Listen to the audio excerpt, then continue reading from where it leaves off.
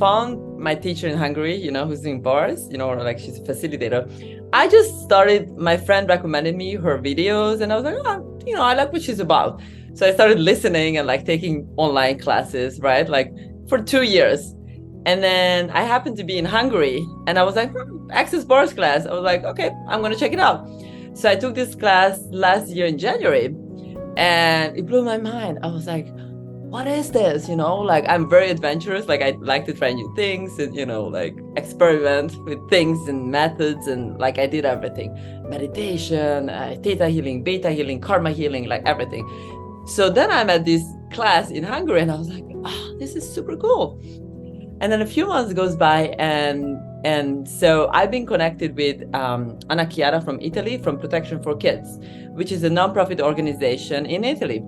So I've been in touch with her and we were planning to do something, but there was not like a goal, like this is, we're just like, let's do something together. So she reached out to me and she's like, hey, I'm going to Kathmandu, to Nepal, on this humanitarian mission. Would you like to join? And I was like, yeah, I would love to go, I'm like, yeah.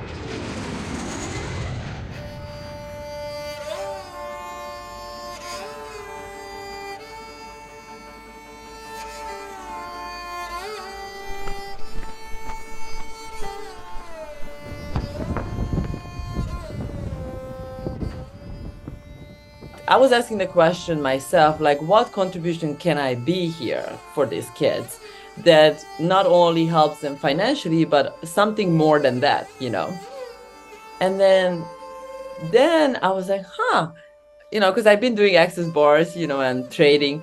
And I was like, I wonder if I could take this technique to the kids, And I was like, wait a second. So I called up Anna Chiara, like, hey, I took this class, it's very cool. You don't need to talk about your trauma. You don't need to talk and go into details what happened, where, who, what.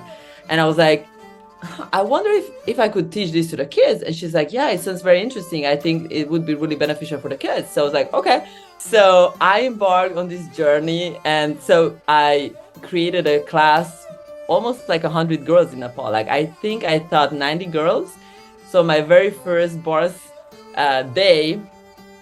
class teaching, like the very first class that I taught, I was able to teach almost 100 girls in Nepal.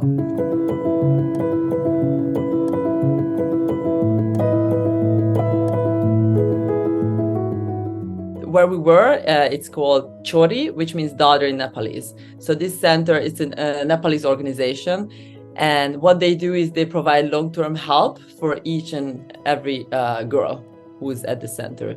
So there are a couple of different types of cases. One of them, sexual abuse in the family. So I met a girl who was abused by her father at 13, 14, several times.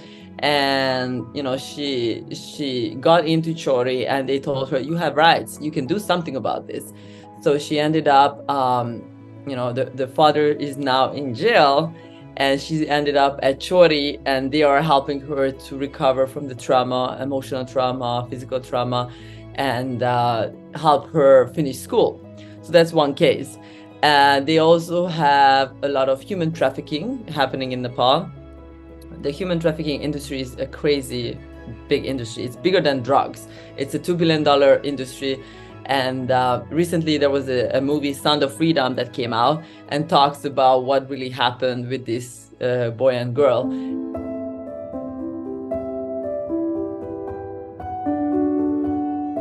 I wanted to share this story because on the very first day of the humanitarian mission, we walked into this place and I didn't know where we were. And we walked on the second floor of this building, which was like a rundown building. And it said massage. So it's like I walked in, and then I see this girl sitting on the bed. And I was like, where are we? I didn't know what was. And I said, oh, okay, so is it like a happy ending massage? Or, I didn't know. I was like, what is it? What are they doing?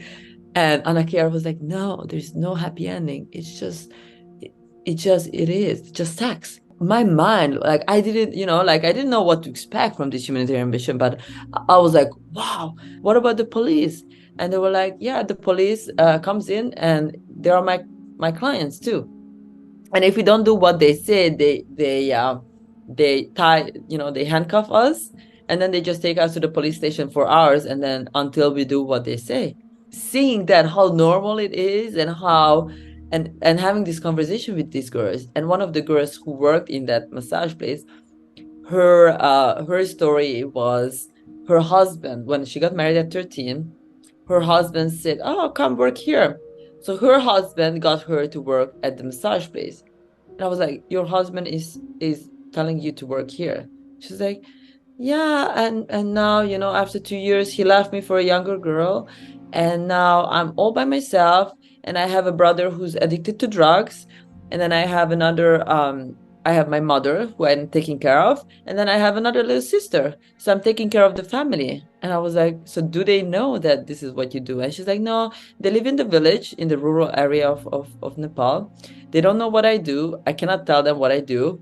And I can't get out of this, because if I get out, my whole family will collapse."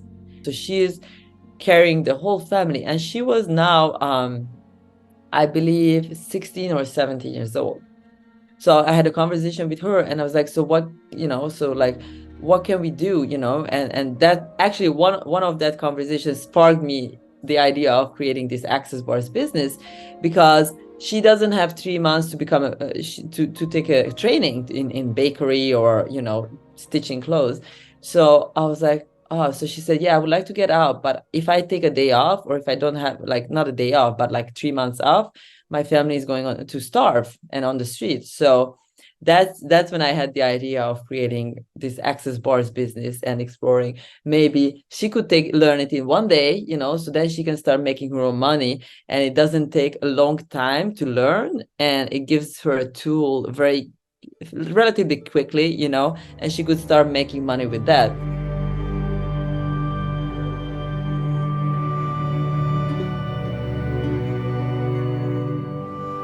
It was a beautiful moment when I saw these girls. Most of them were very shy, very kind of like beautiful little girls, like 13, 14, 15, 16, very young girls. And when I saw their faces, after like 10 minutes in the bars, and they were just melting down, and some of the girls fall asleep.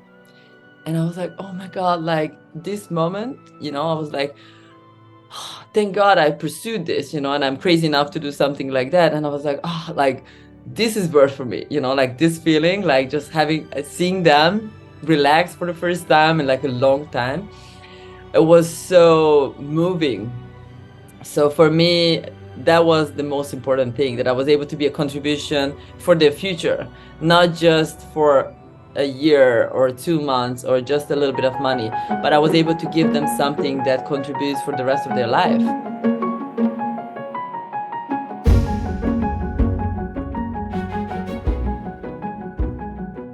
I feel like when I did access bars on them, and when I taught them the technique, it was really like they were just like absorbing the knowledge, they were just like hungry for it, So I feel, for me, to share access bars, the beauty of access bars with people who are really like ready to change their lives, and give them a tool so they can fly.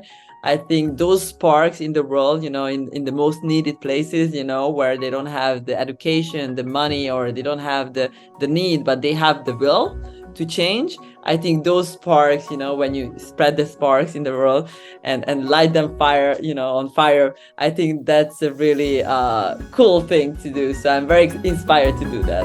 Yeah.